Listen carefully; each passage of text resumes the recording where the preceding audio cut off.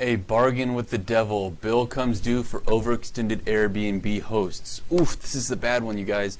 In our ongoing coronavirus economic fallout series that we're doing, I came across this and it was too good not to share. Entrepreneurs built mini empires of short-term rental properties borrowing against revenue that's now vanishing under coronavirus lockdowns. So you guys use Airbnb, you use VRBO. I love it. I can't get enough of it. However, what people who are familiar with Airbnb and VRBO and how it all works, it's no surprise. Nobody's surprised by this. So many people have been buying homes and just renting them out to short-term travelers instead of long-term renters. It's really cool because you can make more money, but clearly it's not always as sustainable long-term. These people are exposed to the same pitfalls that the hotel industry is exposed to without nearly the amount of buffer that you might expect from the hotel industry. So check this out.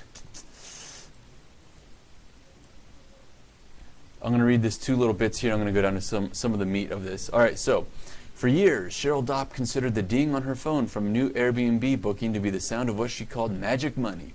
A property she rented out in Jersey City on Airbnb could gross more than $8,000 a month, she said, double what long-term tenants would pay. So there you go. No surprise. In 1 month, she can make double renting her place out for travelers than what she could for an actual renter. Now Mrs. Dopp associates the dings with cancellations and financial misery. The 54-year-old IT contractor said she had about 10,000 in bookings evaporate overnight in March. She has 22,000 in monthly expenses for a largely Airbnb real estate portfolio, she said, that included another Jersey City home and a house in Miami. In her mind, the promise of more rental income offset the growing debt, she said. I made a bargain with the devil. Now what she's talking about, oh, right here actually, Mrs. Dopp is part of an upper crust dimension of the gig economy, property owners and speculators who bought or leased real estate in pursuit of Airbnb profits. Airbnb spawned a cottage industry of homeowners running their own property empires, turning the startup into a hotelier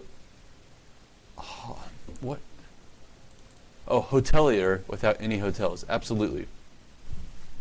The coronavirus spread has exposed swaths of the U.S. economy that were ill-suited for a crisis, great for offering inexpensive goods and services quickly, terrible in an economic disaster. Exactly what we just said. You can make a ton of money when times are good. You can lose a lot of money as well when times are bad, especially when you don't have like a 12-month contract or something, an actual person who needs to be in that area. Now here's what's really frustrating about this. It's not even so much that it's a bad investment idea.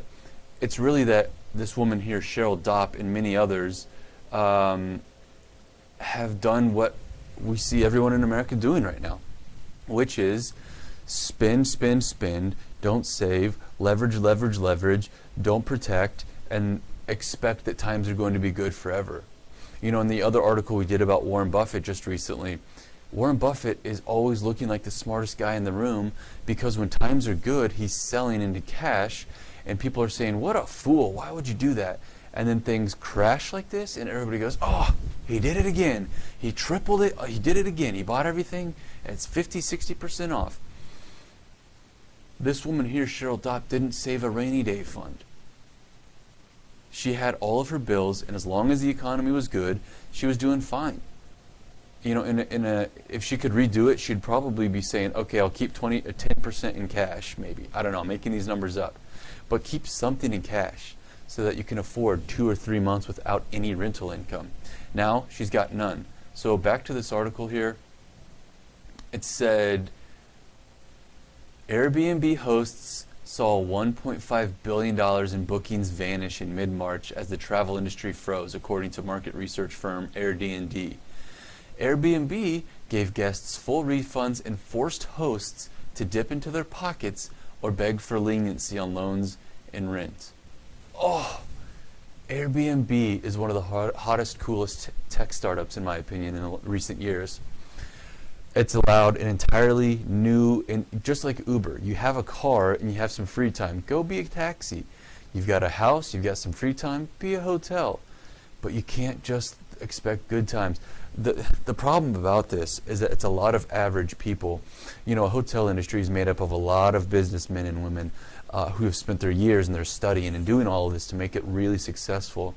Unfortunately, Airbnb, and not that I'm asking for more regulation, not at all.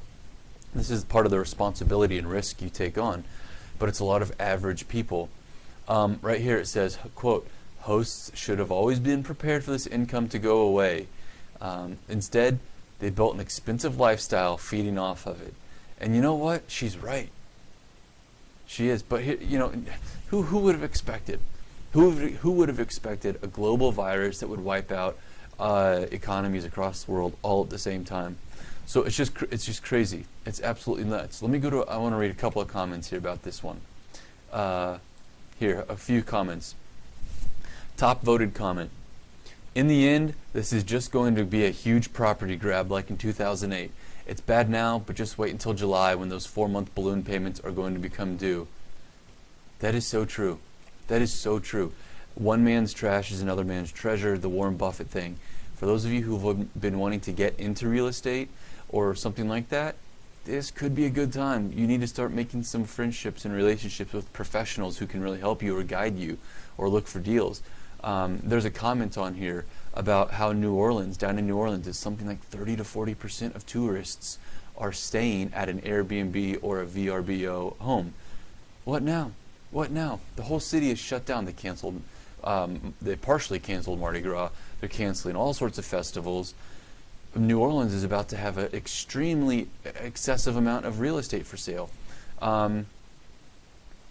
Let's check this out. Next comment I found that I liked. So over-leveraged people are screwed. Color me surprised. Yep. This one's pretty sarcastic, but I assume that these property owners had some savings to cover their risks, being the savvy investors they are. Okay, obviously there's a lot of sarcasm, but it's true. These are very average people who, in no fault of their own, they're trying to make a little extra income and investment, grow their wealth. I get it. Again, they should have. And here's the other thing to keep in mind. This isn't 100% of Airbnb investors, but it's a good amount of them. The last one here. Oh, yeah. I live in the San Francisco Bay Area, and suddenly all of these previous Airbnbs are going on the market as long-term rentals, fully furnished. Kick rocks, y'all. Keep in mind, everybody's talking about we need to build more affordable housing. Affordable housing is about to come on the market, and fast. Here in Kansas City, for example, there are thousands of Airbnb and VRBO rentals. Now well, maybe not thousands, but regardless, we're about to start seeing all of the prices drop on them, and instead of being just weekly or daily, you're probably going to see some people say, you know what, you want to rent this for 6 months or 12 months? Let's do it, whatever. I just need to get someone in here to pay some bills. So anyway, this is just another little facet, another little piece of the whole coronavirus economic hit that we're taking that a lot of people aren't seeing at the moment. So that's all I got for you guys right now. Keep in touch. Let me know. I'm curious. Do you have an Airbnb? Did you save cash? Are you looking to get into real estate soon? Who knows? Keep in